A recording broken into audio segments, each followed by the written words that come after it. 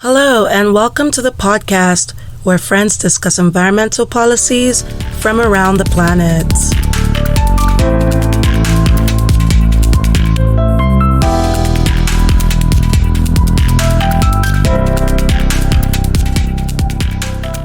Okay, guys, it's me again, your co host, Ala, and I'm joined here by my co host, Ajwa. Hey girl, how are you? I'm great. Welcome to another episode of the Planet Policy Pals. We are continuing from last week where we started our interview with Mr. Ibrahim Pam, the head of the IIU at the Green Climate Fund.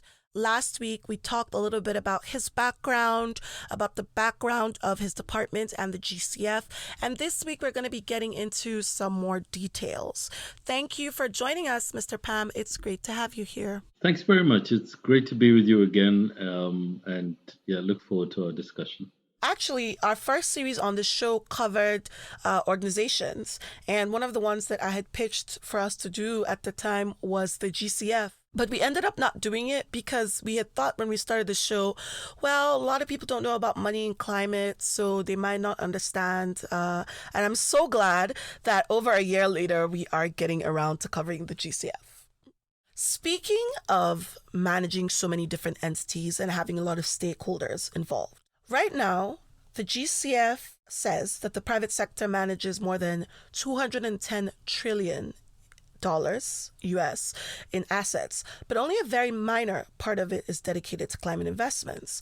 And the annual global climate investment averaged $632 billion per year over 2019 and 2020, according to the Global Landscape of Climate Finance report by the Climate Policy Initiative in 2021.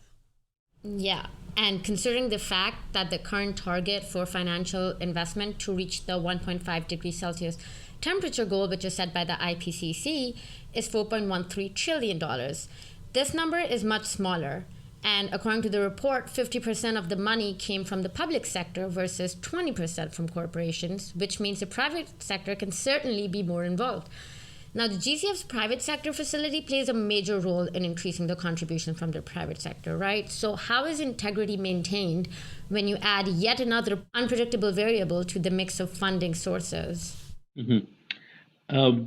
And look, absolutely right. You're not going to get very far if you rely only on public sources of revenue for climate change projects. The real accelerator of change is the private sector.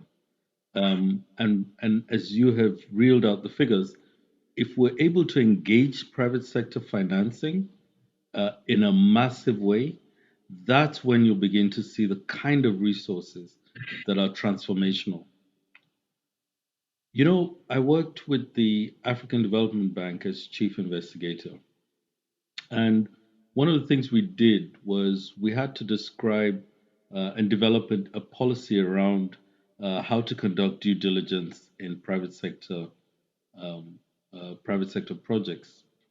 And the reason is um, private sector projects do not have a sovereign guarantee. So you don't have a country or a state that's backing those investments. And therefore, you need to exercise a level of due diligence. And I speak from my side because my work is really about safeguarding the finances. So, what you want to do then is to engage the private sector really early on in creating those safeguards that are able to ensure that um, there is accountable use of financing.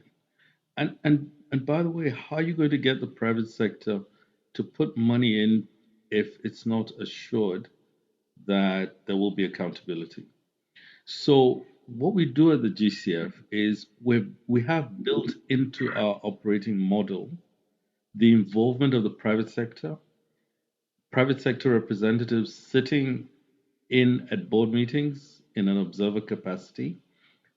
We have a whole private sector division that's built out in order uh, to um, uh, to catalyze these transactions within the fund. We're looking to increase um, our portfolio of private sector projects. As you know, the GCF is a new institution relatively. So we're not doing badly in terms of, and I can share some figures in a bit. We've gotten on to a good start, but there is much work to do in order to encourage the private sector to get involved in climate change projects in developing countries. But the quantum of resources required in order to meet the objectives of the Paris Agreement are such that you cannot rely only on public sector funding. The private sector is the key to catalyzing the quantum of resources required to make a reality of the goals of the Paris Agreement. Totally agree with you. Now, the mechanism by which we do this, that's really the challenge, and it's great to see big corporate players increasingly committing to green pathways for their financing and development in across the world, and we need to take advantage and just push the envelope a little bit more. That is very true. It's just I want to get to know your just an insight. You know how Elon Musk called out the United Nations, I think, food program, and he said that I will donate $6 billion if you can tell me, if you can give me kind of like a breakdown of what you're going to do exactly with that $6 billion. So, like you said, private companies, the private sector really asks for accountability. What are your thoughts on that? Well, okay, so let me take off my GCF hat, Please do. uh, so I don't get into trouble. Um, but seriously, look, when you talk about a program like the World Food Program, um, they're going into really dark and dangerous places, bringing critical help to people who are starving and people who are in conflict. They're risking life and limb to to to deliver life-saving aid across the world. You know, um, I I do not think it's helpful to resort to UN bashing. I mean, look, it's very easy to do, especially when you sit on pots of money yourself. Um, but I can tell you that these institutions are, as I said earlier, a force for good around the world. Um, and of course, there's a lot of criticism. Of course, there are inefficiencies in many of our institutions. Of course, there are improvements that can be made in making them more responsive or in building greater accountability, building greater public confidence. But from experience, I can tell you that when you're holed up in a one bedroom in the middle of a war in Central African Republic, and you don't have access to food, to medicals, to the basics of safety and security, that's when you appreciate what the UN stands for. That's when you really see what they deliver. Um, so, all due respect to Elon Musk, and I haven't heard the comment that you referred to, but I think um, we could benefit hugely from his resources, and I give him a lot of credit and respect for what he's doing um, with creating green initiatives, and I'd encourage him to do more. We can always use more help from private sector, especially from vastly wealthy individuals like him. I think you make a fantastic point. We on this show in the past, sometimes we have been critical of various UN programs, but we are also fair, I think, in commending them when they do well. For instance, we love the Montreal Protocol. That is a standard on our show. We always talk about how great it is. But concerning this thing with Elon Musk, I have to agree. I felt that it was a little insensitive and intellectually dishonest for somebody who is considered a genius by himself and others, to to claim that he could not find accountability from a program like the World Food Program, which is actually one of the programs that's well established in telling you where its money goes. You know what I mean? And I believe they actually responded to him as well.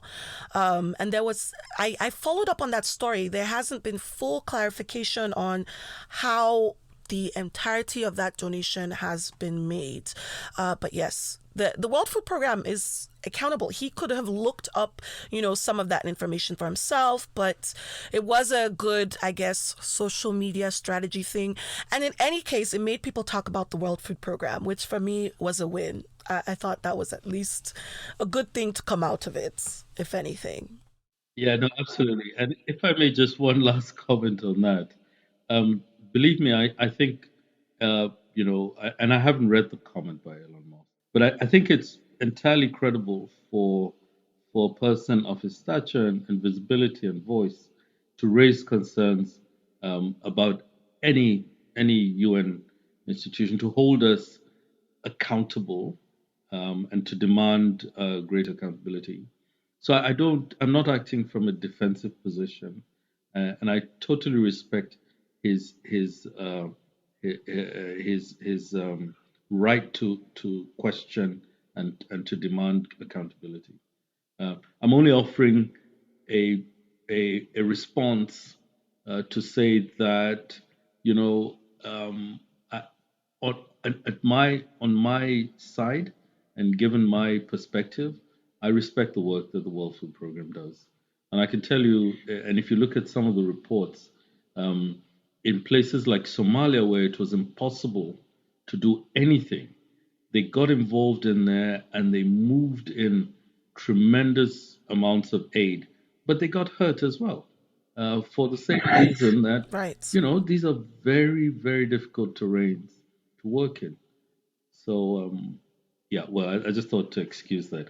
I have my GCF cap back on. No, that's true. We are big fans of the World Food Program and the CGIAR on this show because food security is it's a major issue. I think not just affecting people economically, but it's also tied into the climate. So it's something that we try to discuss, and it's actually something we're going to be discussing again soon on this show in a couple weeks. So, thank you for that. So, shifting gears a little bit, we've talked about the GCF, we've talked about how we hold people accountable, we've talked about integrity a little bit. Let's get into your department itself. That is the Independent Integrity Unit. Like we said, it's an important mechanism because this is the way that we can satisfy and convince people, right, who are donating, especially people like Elon Musk, that their interests are protected with all the investigations that you guys look into. But when you receive a report of any kind, for example, how do you guys verify the veracity of the claim, and what is the general strategy that you take to begin an investigation? Mhm. Thank you for that. So we have elaborated standards for the conduct of investigations, and these standards are global. Um, there's a Conference of International Investigators that sets the overall standards for all institutions, public international institutions that belong to it.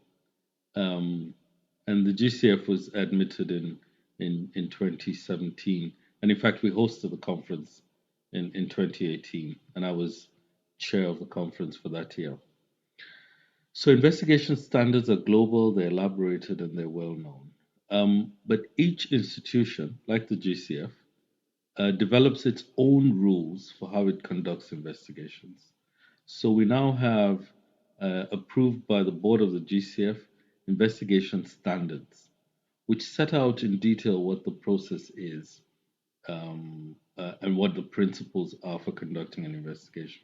We're also developing an investigations manual, which then goes to a higher level of granularity around exactly how we treat um, the process, because the investigations process is is technical and it's complex, but it's also very much based on rule of law, and it ensures that there's fairness in dealing with complaints. So, having said that, when we receive a complaint, we take a number of preliminary steps. One of which is, first of all, acknowledging the receipt. So we must come back to the individual or individuals or whatever the source is and acknowledge it. And then we have an intake process. And in that intake process, we do a, a very prima facie determination of whether this relates to a matter within our mandate and whether it it it passes the very initial test of relevance and credibility. And of course, we evaluate the source as well. And after the intake, if it's then passed on for a preliminary analysis, a preliminary assessment, we conduct that and determine uh, the credibility of the complaint and whether or not there is a sufficient basis to proceed to a full investigation. And in each of these processes, there's a quality check and there are approvals that must be obtained. Once we go into a full investigation based on a determination of sufficient basis, we then would engage in a number of investigative activities, including evidence collection, evidence analysis, interviewing, um, uh, uh, forensic analysis if required, on site inspections, books and records, um, and all the other investigative activities that we would conduct. And then, so we employ the full intelligence cycle. Um, and then at the end of it, we would write up a report, um, have that report properly reviewed and consulted, and then issued and disseminated. So it's a full process that's very well elaborated for how we conduct our investigations. And at each point, we're looking to ensure that there are safeguards for the protection of the individual or or the company or firm or entity that we are investigating.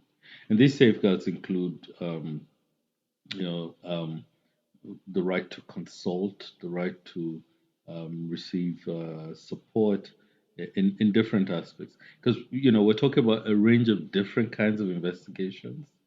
Um, so when you're talking about investigations of sexual exploitation, sexual harassment, etc., that's different from when you're investigating fraud and corruption, or when you're investigating money laundering, terrorist financing. Um, all of these have different unique peculiarities.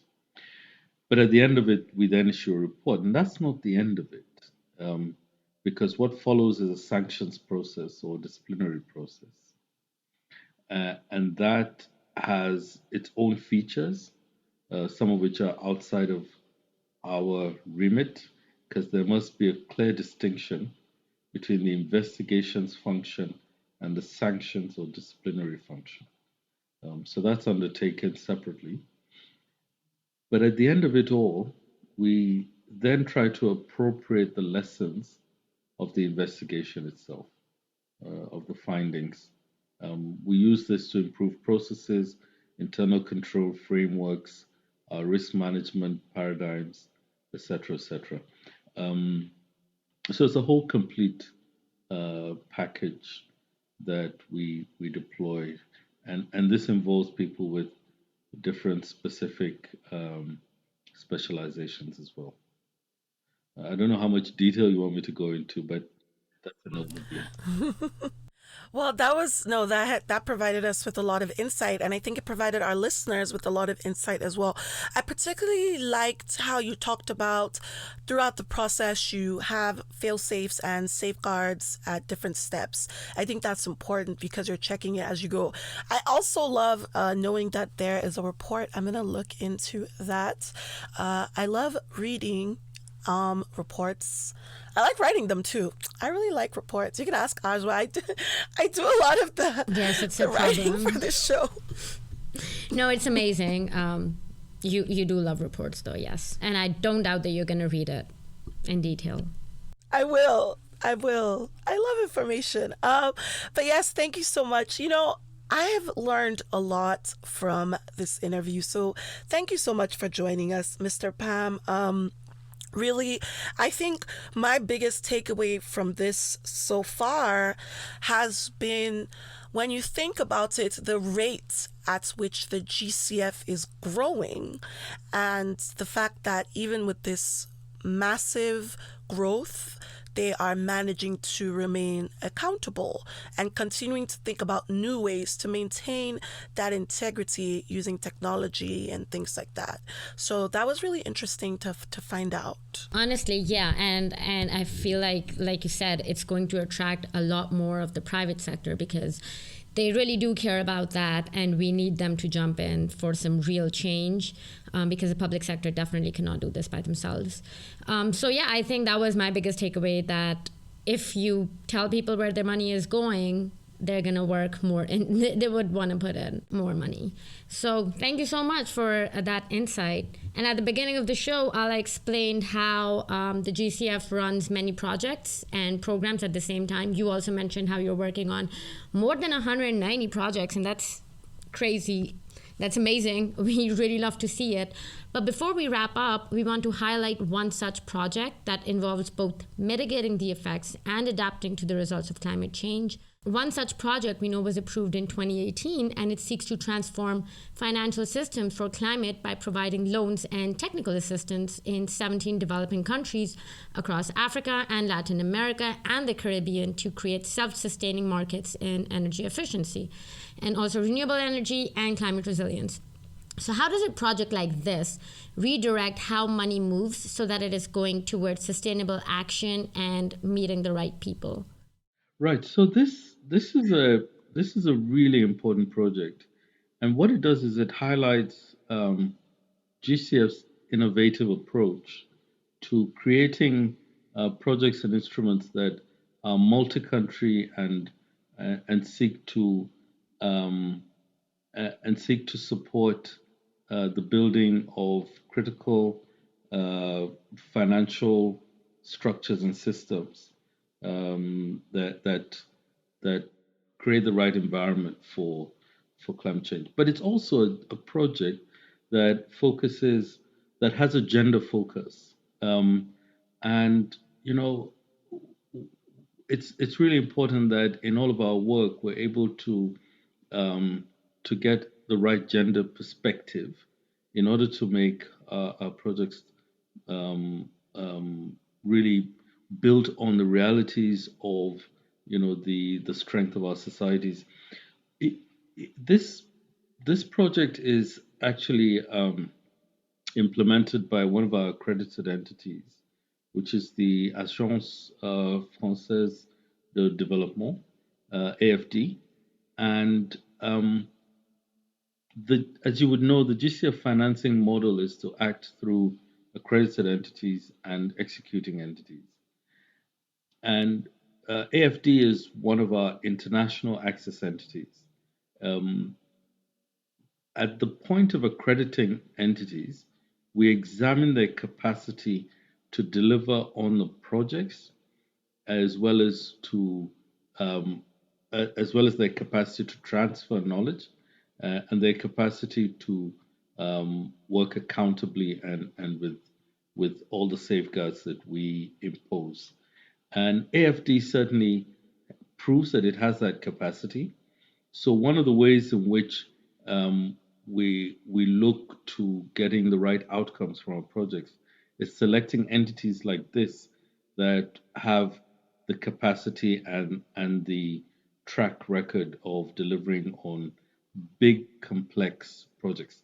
And this is a very complex project, as you would see with the coverage, multiple countries on different continents.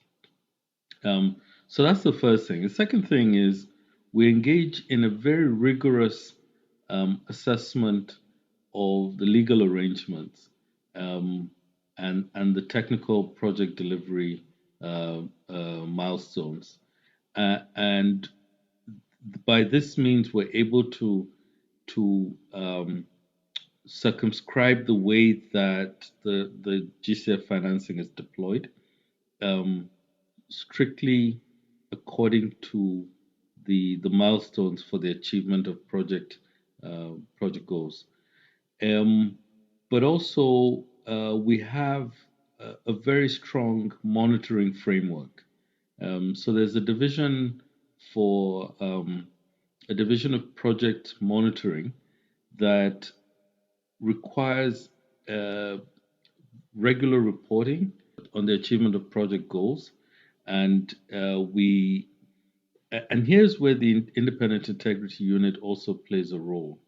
So what we have is we've developed a machine learning tool that enables us through intelligent automation to review all of our project database. So we've recently done, and it's a continuous iterative process, where we're looking at 190 projects and we're shortlisting projects that come up with red flags. And red flags for integrity could be anything from procurement issues, financial management issues, fiduciary risk issues, etc. And we then narrow it down and select the projects that are most vulnerable to integrity failures. And we then embark on what we call a proactive integrity review of the projects, where we do a books and records inspection, we do a financial management review, we do a procurement review, and then we provide an assessment of the internal control framework as well as recommendations for improvements. So this is a tool that's really, really important for us to proactively look to preventing integrity failures in projects, but also helping to ensure that they deliver on the very high expectations that we have of projects. So this is one of those projects that really helps to build on those innovative transformational goals that the GCF seeks to achieve. And one of the GCF's, one of the pillars of our financing of our investment is paradigm change. So we're not looking to do um, to adopt traditional means of delivering projects that stayed, but we're looking to finance projects that actually do create a change in the paradigm that are transformational. And this project that you highlight is one of those because it helps to empower and to transform financial systems for climate. So, yes, that's actually a good point that you've made. And thank you for explaining that to us. I think projects like this that cut across not just a lot of countries, but they're cutting across multiple solutions are key. And this one is one of them. Yes, indeed. Yes. So we usually rank the problem that we discuss on a scale of 1 to apocalypse for this series, but this topic is different. So today, instead, we would like to ask you to rank the current state of climate financing based on how much farther you think we need to go. 1 being a lot of work to do, and 10 being we figured it out. So, in terms of the quantum of climate financing, um, I think we have a long way to go, a very long way to go. Um, and my concern is that we need to show greater political will. So, on a ranking of 1 being the lowest, I would say we're at 1.5. We really need to accelerate climate financing.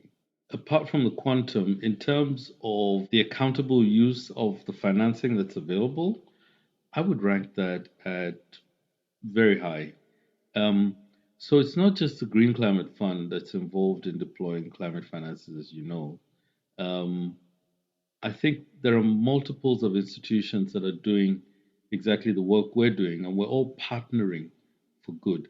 And having worked in this space, um, I have come to recognize that there are several institutions that are doing great work and that are also building uh, paradigms of integrity and networks of safeguarding. And I would rate that at, you know, if it was, I think your scale is 1 to 10. I'll probably rate that as an 8. And I think we have a bit to go, but certainly very high marks for integrity. That's great. And that means more finance, right? The higher the integrity. So maybe we can hopefully get higher than the 1.5 scale that you gave it. Not on the temperature, please. Everybody listening, this is not the 1.5 degrees Celsius that we're talking about. We do not want that to be higher. No, But Certainly not. no. 1.5 in terms of the quantum of financing available. Hopefully, if we can do 10 times the amount of money we have now, we'll be well on track. there's hoping. The world revolves around hope, and that's what we do. Me being more optimistic and Allah being Allah. But thank you so much for coming on our show. That was honestly, I learned so much personally, even though I had read on this before, and there's so much that I didn't know, especially integrity, because like you talked about, it's very easy to shit on the UN sitting from afar, and we have had our fair share of that. But it really is, we definitely do see a difference in the way that things are working out now, especially with how much green projects people want to do. And while the pandemic was sort of a setback, I would say, in people getting into green projects, hopefully going forward, now that nobody seems to care about the pandemic anymore and they want to invest their money, green investments are still way smarter than anything else. If you want to learn more about GCF projects, you should go to their website, which is www.greenclimate.fund, to find out more about them. They're also on social media, so please go ahead and show your support. For our audience, are there any projects in your region that you have found out that are being currently funded by the GCF? Please let us know. It would be great hearing, even for our guests, to know that they are somewhere that they didn't know our listeners are. So that would be a fun point of view to connect to the great Mr. Pam. And actually, there's a project that I thought was pretty cool that I found while I was looking at the GCF. And while the project to transform financial systems does apply to Nigeria as well, one of my personal favorites is a mitigation project. It's called the Climate Investor One project. And I thought it was interesting because it had two phases, one of development and another of an equity fund. And so the thing that I thought was interesting is that this project seeks to make multi-party financing simpler for climate investor and energy solutions. We can't explain the whole project today, but if you want to know more, check out the website like Ajwa mentioned. All right, guys, so that is the end of the episode. This was really interesting. I enjoyed part 1, but I really enjoyed part 2, and getting to learn more about these projects and the IIU itself was very enlightening. We are still on break, guys. We want to stay for 3 more weeks, but we might keep doing these interviews because they're going so great. But, go ahead and check us out on social media. And again, a big thank you to our guest, Mr. Ibrahim Pam, the head of the IIU. Thanks for being here. Thanks so very much. I really enjoyed this, and yeah, I hope it was useful. But thank you. It was really fun. Oh yes, it was very useful and it was super enlightening. We love you guys. As always, thank you so much. Rate us, review us. I'll never stop asking for reviews. And send us your audience questions, guys. We're still answering them. If you ask us and we know the answer, we'll answer. If we don't know the answer, we'll tell you we don't know the answer. Find us on Twitter at Planet Policy Pal, Instagram at Planet Policy Pals, and like our Facebook page. And that is our episode, so stay awesome, and as always, keep learning.